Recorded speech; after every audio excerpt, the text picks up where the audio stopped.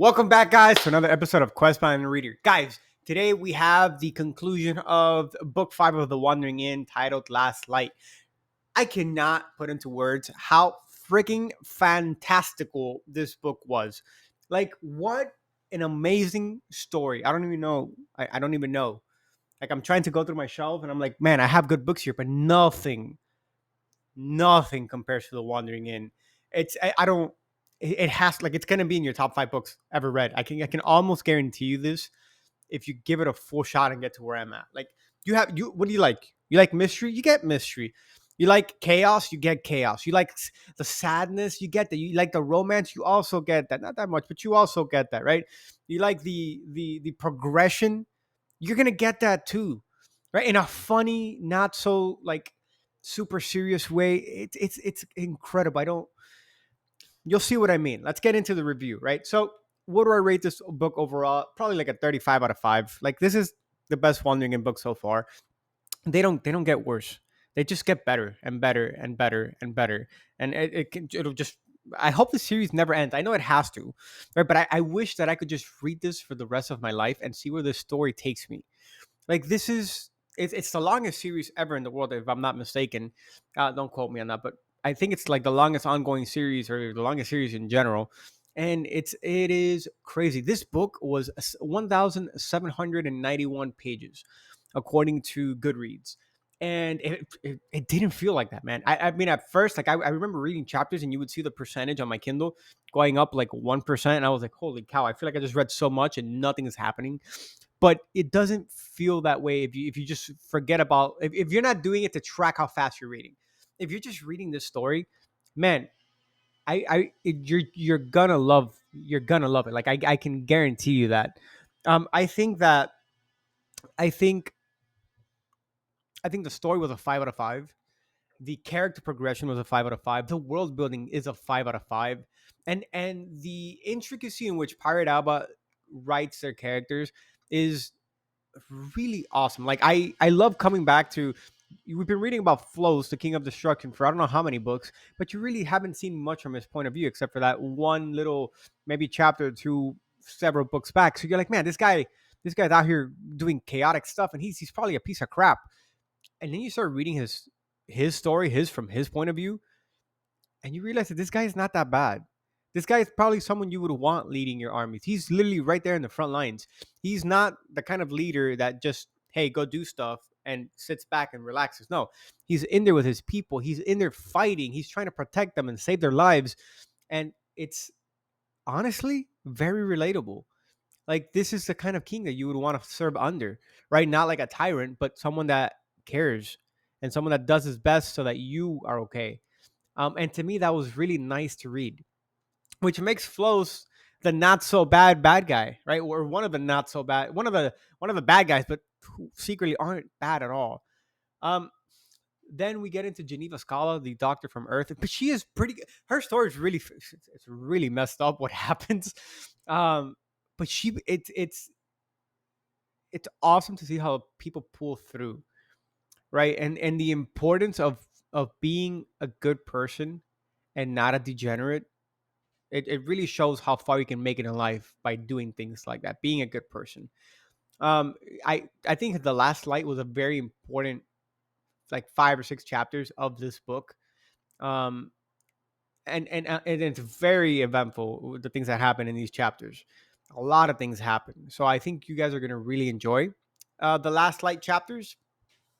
What else, man? There's so much. You get a few chapters from Niers, the crazy, super smart general who's been playing chess with Aaron for several books already. That was cool. His perspective is kind of funny, and you can kind of see how his character changes toward the end of his chapters. You also see a lot of chapters regarding, well, obviously Aaron, Ryoka, all this stuff. Um, I liked, the chapters on Locken, the Emperor from Earth, the blind guy. His He really grows in his book too, and in this book, and you really get like a sense of where we think the author is going to take him in the next book, right? His domain, his empire is growing. He's getting more subjects under him. Everything is lining up to be this like epic. Like, hey guys, let's meet up for the first time, all of us, right? I feel like that's where this is headed. Like all these characters are slowly making their way to a point where they're gonna have to meet. Like the story's gonna, it's not gonna make sense if they don't meet. So I feel like that's where we're going, and oh man, I cannot wait. And this is pretty much the first 60% of the book. Now, the first 60% of the book, uh, I really loved. Like that enough would have been a 5 out of 5 for me. But then we get to the end of the book, like the last 40% of the book. Speechless. So many things happened that you need to know. Like you need to know. I need to talk to someone about it. So it has to be you because like I have nobody else to talk to. Nobody else in my friends list or family reads The Wandering Inn. So it has to be you guys. And that's where I'm going to end the non-spoilered section. And we're going to get into some spoilers here at the 6-minute mark. Spoilers. So the necromancer sends his two goonies out to kill Ryoka or to find Ryoka. Ryoka is with everybody else in the city in the Wandering Inn, right? She's there in the inn with Aaron and all these people with all these groups of gold rank explorers. Zell Shivertail, Warlord Ilvris, or whatever his name is. I always forget his name. Um, she's surrounded by really strong people. I don't want to give you too much spoilers because I still need you to read this, right? But I'm gonna tell you key points, right? There's a huge fight. People are gonna die. People are gonna die because the Goonies kill someone. The Goonies are impersonating a named adventure group, and they are insanely strong. Um, someone dies. Someone that it breaks my heart, man, because they had just gotten the class of their dreams. They were setting up to do so many great things in the world. They wanted to do good. They wanted to do better. Their story was aligning to fit perfectly with everything. And then they died. This was like a Game of Thrones moment for me. Like when they killed Ned Stark season 1, you're like, oh crap, really, man? That was what I felt here. I was like, no way. After so many things happened, this is what's gonna happen with this guy. I was really sad and I was kind of pissed off at Pirate Up. I was like, man, like, I was really enjoying this character. You could see so much growth, and then dead. And I think that's also how life is, right? It's unexpected and bad things happen to good people. Um, so I get it. I get it. I'm not happy with it. I love it, but I get it. And I know why it was important. It was a catalyst that led to everything else. Um, I think Erin, who's an airhead, she's always been an airhead. I think I think she's smarter than she gives off. I think people look at her and she's like, oh, this girl's really stupid. But even though she's kind of like out there and loudmouth and she talks and acts before she thinks things through, she's a pretty good read on character. And you'll see why during this story, during the latter part of this book. Ryoka, back to her, Ryoka. She, she's always in trouble, man. She's always getting people in trouble, doing something. And she really realizes that this book. And I think this is a book that she grows the most altogether. And I don't think it's because she wanted to grow. I think she had to grow.